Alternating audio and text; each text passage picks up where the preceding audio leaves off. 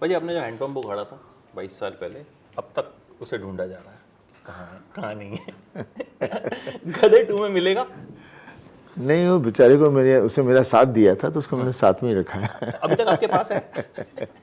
मतलब एक बार मैं आपका एक इंटरव्यू सुन रहा था, आपने हैंडपंप उखाड़ने के पीछे भी एक बड़ा अच्छा एक लॉजिक दिया था, फैमिली वाला लॉजिक, कि हैंडपंप मैंने क्यों उखाड़ा था उस देखिए सीन के वो पीछे। क्या हो जाता है कि जब आपका परिवार होता है, फैमिली होती है, और ऐसी सिचुएशन आ जाए जहाँ पर आप ऐसे घिर गए हो कि वहाँ से कैसे निकले आदमी, तो उसको रब आ जाता है आपके बंदे के अंदर, और वो अपने आप ही रास्ता दिखाता है। और वो रास्ता था, उसे पंप उखाड़ा और उससे ताकत मिली जो रब ने दी थी अपने परिवार के लिए। और फिर जो करेगा सो करेगा। फिर उस जो आदमी देखता है कि एक तो सबको पता है कि ये आदमी सच्चा है, राइट। तो आदमी जब सच्चा हो और उसके पास वो शक्ति हो तो दूसरे आदमी अपने आप ही ढह जाते हैं।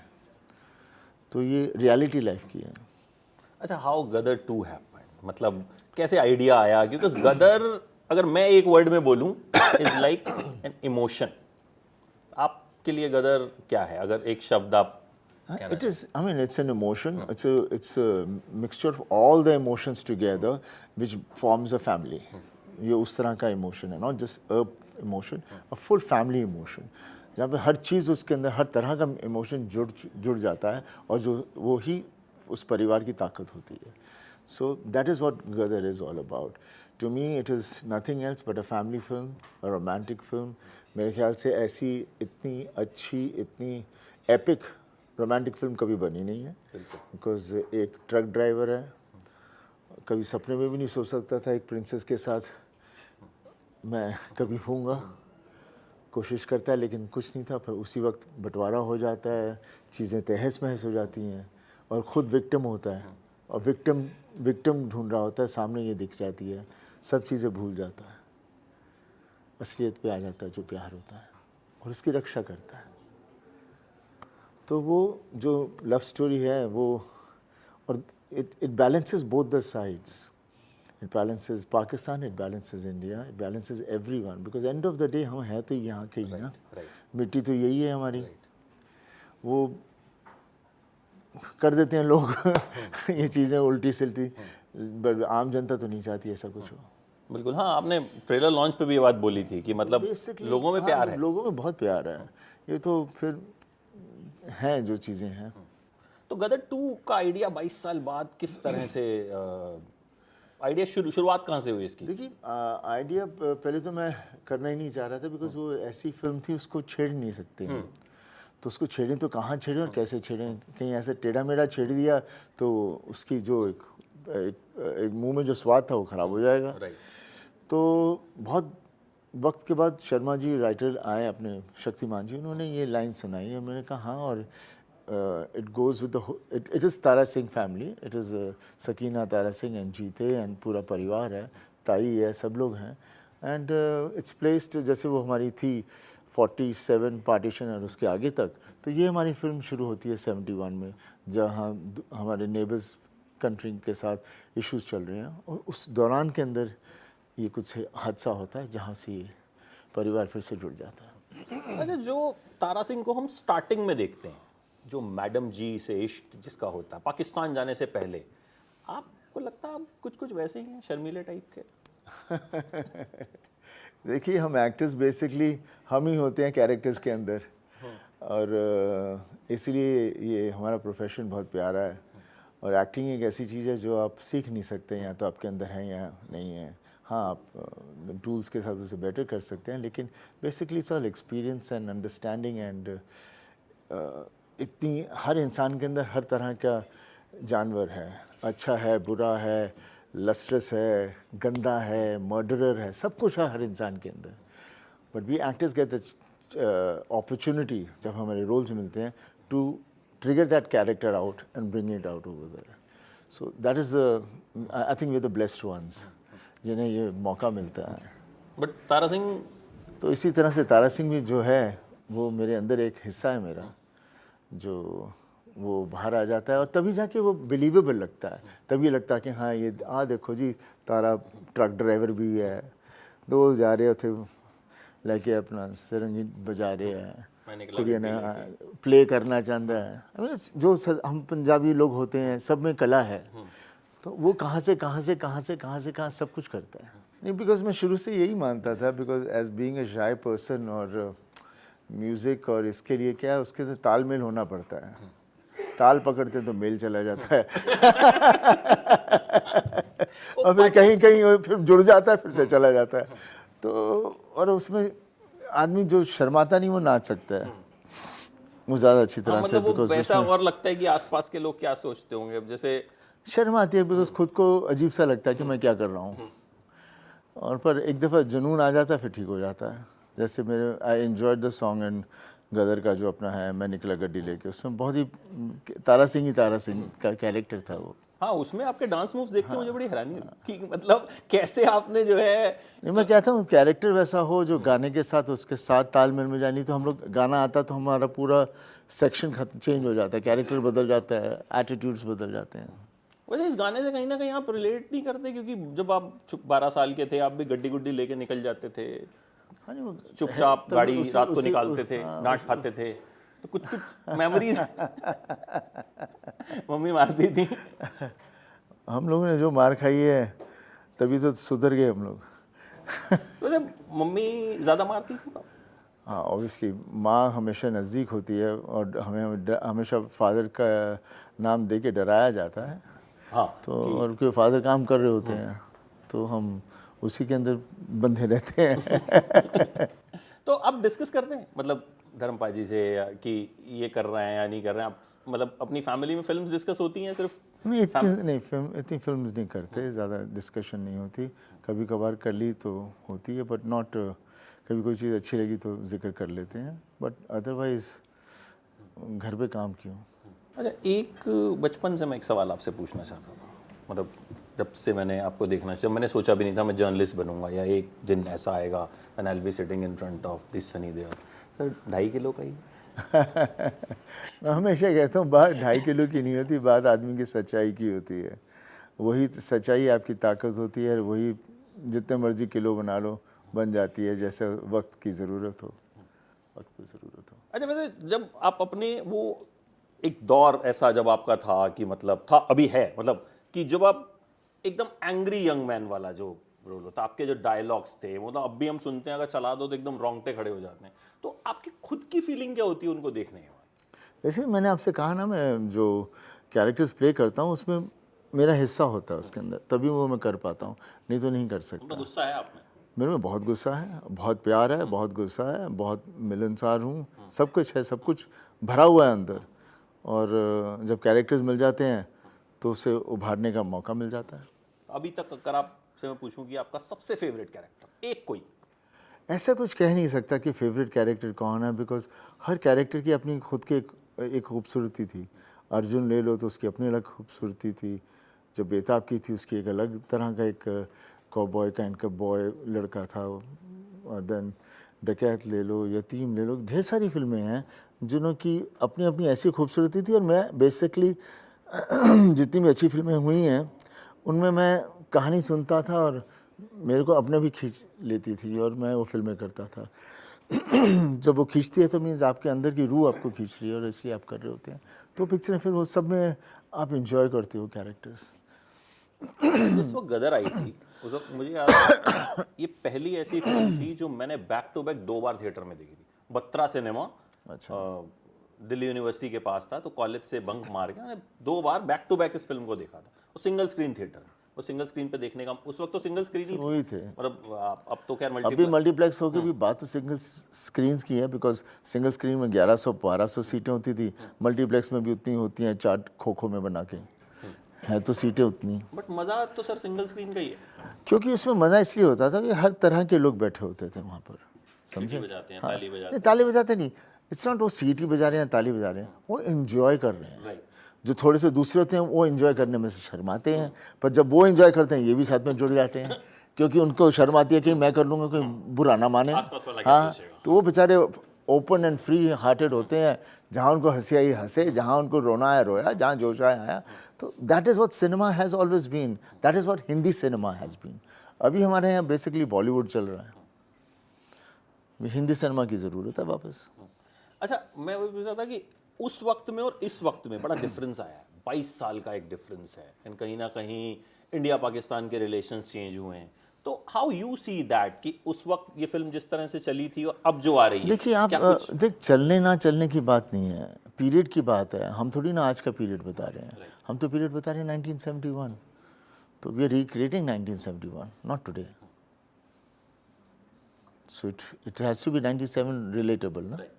तो आपको उस कंटिन्यूएशन में आने में दिक्कत हुई? नहीं कुछ नहीं, बिकॉज वो था ही कुछ 10-15 साल के बाद वो तारा सिंह इस वक्त उसके पास और ट्रक्स आ गए हैं, वहीं रहता है। अच्छा, अब वो बड़ा आदमी हो, बड़ा मतलब कि जहाँ एक ट्रक था अभी 4-5 हो गए, उससे ज़्यादा क्या, उससे वो खुश आदमी है, उसे कोई अपनी ऑर्गेनाइजेशन नहीं बनानी है। अच्छा, एक तारा सिंह के बारे में अगर कैरेक्टर को देखा जाए, जिद कि मैं, मतलब जैसे इसमें भी ट्रेलर में आप कहते हो मैं जीते नु लेके आवांगा, जिद नहीं है वो एक बाप की बात है। मेरे बेटे को कुछ होगा तो बाप बोलेगा मैं नहीं लेके आऊँगा, हो ही नहीं सकता। बेटे को थोड़ा सा कुछ भी खरोश भी आ जाए तो बाप तो कांप उठता है, तो वो बाप होता है। वैसे आप जिद्दी हैं रियल लाइफ में? ज़िद्दी, हर आदमी ज़िद्दी भी होता नहीं भी होता, लेकिन ज़िद को जहाँ तक कंट्रोल किया जाए तो ठीक है। कितनी बार उसको ज़िद्दी इसलिए भी कह दिया जाता है बिकॉज कितनी चीज़ें आप बहुत पहले से ही समझ जाते हैं कि हाँ यही चीज़ करनी है, ये सही है। दूसरे लोग उस वहाँ तक पहुँचने में, उनकी समझ तक पहुँचने में वक्त लगता है, तो फिर जब वो चीज़ बाद में जब समझ में आती है तब तक आप कर चुके होते हो, तो वो एक अलग ज़िद है। अच्छा, कभी कोई ऐसा जिद्दी टाइप का फैन मिला आपको जिसने कुछ ऐसा कर दिया? ऐसे बहुत सारे लोग हैं, और शुरू में तो हमें पता ही नहीं था कि हम जब ये फिल्में कर रहे थे और ऐसे ऐसे कैरेक्टर्स प्ले कर रहे थे कि हम लोगों पर क्या असर छोड़ रहे हैं, नहीं पता था। ये मुझे बॉर्डर के बाद पता चला, और उसके बाद मुझे लगा कि हमारी एक जिम्मेदारी है। फिर बाद में लोगों से जब मिलता था, लेडीज़ मिलती बोलती मेरा बेटा आपकी फिल्म देखकर भी ये कर रहा है, तो सडनली लगा यार मैंने तो हम तो एक्टर्स हैं, और फिर मेरे को लगा कि हम this is the way we are contributing to the society, we are contributing to the country, that is our contribution. अच्छा, आपकी फैमिली में जितने भी मेल्स हैं और वेरी हैंडसम, ऑल शर्मिलाज, धर्मपाजी को छोड़ के, वो अभी कल भी प्रेस कॉन्फ्रेंस में उनसे पूछा सर आपने शबाना आजमी को किसका लग रहा है, मेरे बाएं हाथ का खेल है, only he can do it. But पापा देखिए, आई मीन एक पापा हैं जो ऐसा सीक्वेंस करके भी एकदम कोई किसी को कोई इतराज नहीं है। वैसे कोई और एक्टर है नहीं वैसा। वो मेरे को लगता है पहली तो बात करेंगे नहीं, और उसमें वो मतलब वो जिस बिंदास तरीके से वो बोल रहे थे, मतलब इट वाज लाइक बड़ा अच्छा लग रहा था उनको। तो आपको अपनी फैमिली में सबसे हैंडसम देओल कौन लगता? पापा से बढ़ के है कौन? कोई भी नहीं। हम तो सब उनके 19-20 भी नहीं, कहाँ बहुत नीचे हैं। अच्छा, उनकी कौन सी फिल्म्स आपको इंस्पायर करती हैं? आपको लगता है कि ये वाली पापा अगर की सब फिल्में मुझे इंस्पायर की हैं। मैंने बचपन से सिर्फ पापा की फिल्में देखी हैं, मैंने कभी किसी और एक्टर की फिल्म नहीं देखी। बाद में जाके एक आधी देखी हूँ, लेकिन मेरे लिए पापा was always my hero, always my idol, always everything, because there is a person जिन्हें दुनिया देख रही है और उन्हें मान रही है, वो मेरा फादर है, और मैं और कहाँ जा सकता हूँ। और मैं हमेशा कहता हूँ कि पापा जैसा एक्टर हमारी हिंदी फिल्म इंडस्ट्री में नहीं है, और ना कभी हो सकता है, बिकॉज वो एक ऐसा एक्टर है जो उन्होंने फूल और पत्थर की तो वहाँ पर उन्होंने सत्या काम की, चुपके की, दिल ने फिर याद किया, अनुपमा की, प्रतिज्ञा की, मेरा गाँव मेरा देश की, ये कौन सी थी पापा की जहाँ पर वो कॉस्ट्यूम में है, धर्मवीर की, आई मीन यादों की बारात, हर तरह की चीज़ें की हैं। बाकी एक्टर्स कोई है नहीं जो, और सब सक्सेसफुल फिल्में रही हैं, करते हैं हम लोग, लेकिन हिट फिल्में दी हैं सब। तो I think that to me, मैं चाहे जो जिस मर्जी का नाम ले लो और मेरे को बताओ इस तरह की फिल्में हों जो चली हों। राइट। एक मैं उन्हीं की एक चीज़, मतलब मैं उनको बड़ा फॉलो करता हूँ, मतलब मुझे पता नहीं, मैं जब भी उनका कोई इंटरव्यू देखता हूँ या कुछ देखता हूँ, उनको सुनता हूँ ना, I had tears in my eyes. पता नहीं क्यों, मेरा एक कहीं ना कहीं कनेक्शन है। मिला नहीं मैं आज तक उनसे, बाई चांस कभी मुलाकात नहीं हो पाई, but I have a connection. So एक मैं उनकी चीज़ सुन रहा था, वो कह रहे थे मैंने बॉबी और सनी से कहा था कि बेटा हम काम तो करते हैं लेकिन ना उसकी मुनादी नहीं कर पाते, तो now it's the time we should do marketing. देखिए जो चीज़ आती नहीं है वो करनी बड़ी मुश्किल हो जाती है। आपको लगता है जरूरी है अभी कि the kind of films you do, या उन्होंने जैसी की? ज़रूरी की बात ये हो जाती है जब हम दूसरे को देखते हैं, अरे भाई इतना कुछ है नहीं लेकिन इतने पैसे बना रहा है, तो आदमी जब उस तरह से सोचने लग जाता है तो फिर एक गलत ट्रैक पे चला जाता है। क्योंकि हर इंसान एक अपने उसकी अपनी पर्सनालिटी होती है, वो उतना ही कर सकता है जितना है, और कंटेंट होना बहुत ज़रूरी है। I am an actor who enjoys acting, I just want to carry on doing acting. वहाँ पर कहीं कुछ इंडोर्समेंट आती है, लेकिन I am not the person who's gonna run around कि मेरे को इंडोर्समेंट क्यों नहीं, ये क्यों नहीं, आई एम नॉट, मैं वो नहीं करता। और फिर then eventually end of the day, जैसे ये 20th सेंचुरी आई है, आई मीन जो 2000 से कॉर्पोरेटाइजेशन हो गई है, राइट, और जिसको ये गेम आती है वही बहुत आगे बढ़ रहे हैं, because it's become a game of perception, there is no reality to it. जैसे ये लोग हमेशा फ्यूचर बेचते हैं ना, उल्लू बना के लोगों को शेयर्स का तो ये उस तरह की दुनिया हो गई है, और इंडस्ट्री भी उसी के अंदर आ गई, और एक्टर्स भी हमारे काफ़ी उसी के शिकार हैं। But they happy, I mean it is not, there is nothing wrong, मैं किसी को बुरा नहीं कह रहा, लेकिन वो this is what it is. पर मेरे को सिर्फ ये अफसोस होता है कि हमारे यहाँ इन ऐसे चीज़ों को देखकर जो नया यूथ आ रहा है वो भी वही करना चाह रहा है, ये नहीं सोच रहा कि ये acting is a art. It is not bodybuilding, it is not dancing, it is not doing any other stupid things. हाँ, as an actor आपके पास सब कला होनी चाहिए, जितनी भी आप हो तो आपको when you're doing a character आपको easy हो जाता है, but that is not what makes you an actor. पर आजकल हमारे पहले मॉडल्स तो एक्टर नहीं करते कहते थे, आजकल हमारे एक्टर्स मॉडल्स हो गए हैं। I mean it's not, I have, मैं उस तरह से नहीं कह रहा हूँ, बट एक सिनेरियो ही वैसा बन गया है, एक ऑन्ट्राज होता है, 10 आदमी आपका आके आपकी डिसीजंस देते हैं, ये करो वो करो, तो बोला यार तो आदमी का खुद का स्वाद, खुद का पसंद क्या है, वो कहाँ है? 10 आदमी बताएंगे ये करना है या नहीं करना। बोला मैं तो सीधी कहानी सुनता हूँ, अच्छा जी चलो आगे बढ़िए। पंजाबी सारे ऐसे ही होते हैं, इमोशनल टाइप के। मेरा ख्याल है पंजाबियों का नेचर ही यही है कि फ़र्क पड़ता है। हाँ, की फर्क पड़ना, मतलब हम अल्टीमेटली कि चल चलो रहा है तो चल रहा है। मुझे हो गया नुकसान, चलो छड्डो यार अगे चलो, हूँ ये लिए रहूँगा तो मैं अगे कितना बढ़ूँगा। अपने पापा को देख के सोचा था एक्टर बनना? नहीं, देखिए जब छोटा था कभी एक्टिंग के बारे में इतना सोचा नहीं था, because I was always a sports man. मैं अपनी हर गेम खेलता था, स्कूल में हर टीम में था, basically a sportsman, and I think that has been the thing जो मेरे लिए हेल्पफुल रही है, बिकॉज मैं हर चीज़ को स्पोर्ट्स की तरह देखता हूँ, इसलिए मैं हर चीज़ सोचता हूँ कि it's a journey, it is not shortcuts of achievement, it is a difficult way of achieving it. And in sports you win, you lose, you learn, lost, जीतते हैं, जब भी हारते हैं आप सीखते हैं और आगे बढ़ते हैं, and that's the way life should be, and life has to be instinctive. A sportsman is a very instinctive man.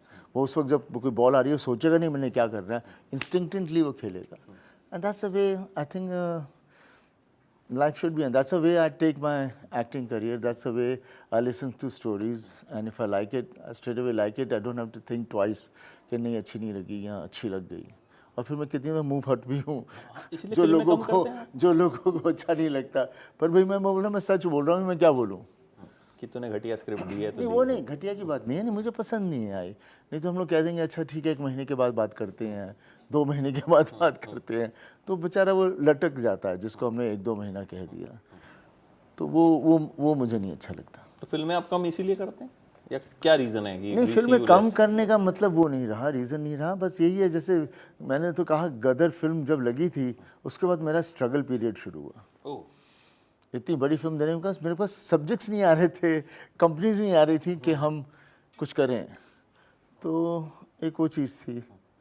और अब मैं देख रहा हूँ कि चाहे मैंने इतने साल इतना काम नहीं किया, ये गदर जो हमारी 2 आ रही है उसमें वही लोगों का प्यार है, वही है जो हमेशा था, लेकिन मैं खुद प्रोड्यूसर नहीं था, मैं एज ए प्रोड्यूसर मैं हट गया था। लोग जो प्रोड्यूस करने वाले होते हैं उनके ऊपर होता है कि किस एक्टर को लेना चाहिए, और हम कोई कैंप वाले हैं भी नहीं। हमने हमेशा, आप देखोगे तो मैंने जितनी भी फिल्में की हैं बहुत न्यू कमर्स के साथ की हैं, कभी कोई बड़े स्टूडियो के साथ काम नहीं किया। बट आप हमारे दिलों में बसते हैं, बिकॉज मैं दिलों वाली फिल्में करता हूँ। यस